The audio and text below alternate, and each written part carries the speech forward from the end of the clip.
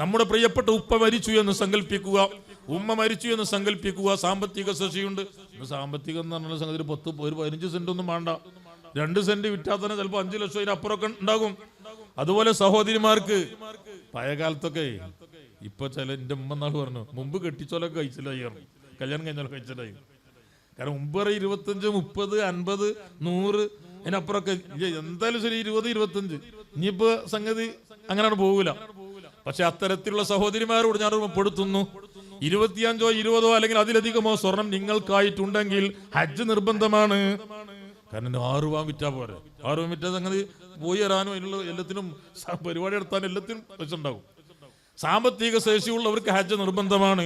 ഇത്തരത്തിലുള്ള സഹോദരനോ സഹോദരിയോ മരണപ്പെട്ട ഞാൻ നിർത്തണ്, മരണപ്പെട്ട ചില ആളുകൾ പറയും ഇൻഷാല്ലാ വാപ്പാനെ മുതൽ ഒരുക്കുമ്പോ ഇൻഷാല്ലാ നമുക്ക് ഹജ്ജിനുള്ള പൈസ നീക്കിയേക്കാറും. എന്നിട്ട് മുതൽ ഒരുക്കുക ചിലപ്പോൾ 10 കൊല്ലം കഴിഞ്ഞിട്ടേക്കാറും, 10 വർഷം കഴിഞ്ഞിട്ട്. ആ 10 വർഷം കഴിഞ്ഞിട്ട് മുതൽ ഓഹരി ചെയ്യുന്ന സമയത്ത് ഒരാളെ ഹജ്ജ് ചെയ്യാനോട് ചിലപ്പോൾ ഏൽപ്പിക്കും.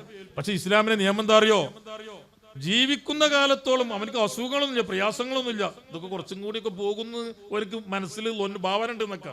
അതല്ല, ഇത് വല്ലാതെ നീളം വലിച്ചൂല നമുക്ക് തന്നെ തോന്നി എന്നൊക്കെ. എന്നാൽ തൊട്ടടുത്ത വർഷത്തിന് ഹജ്ജിന് പോകാൻ നിർബന്ധമാണ്. ഒന്നേക്കൽ സാമ്പത്തികമായി ഭാവിയിൽ പ്രയാസം വരും എന്ന് പറഞ്ഞു, അല്ലെങ്കിൽ ശാരീരികമായ പ്രയാസം.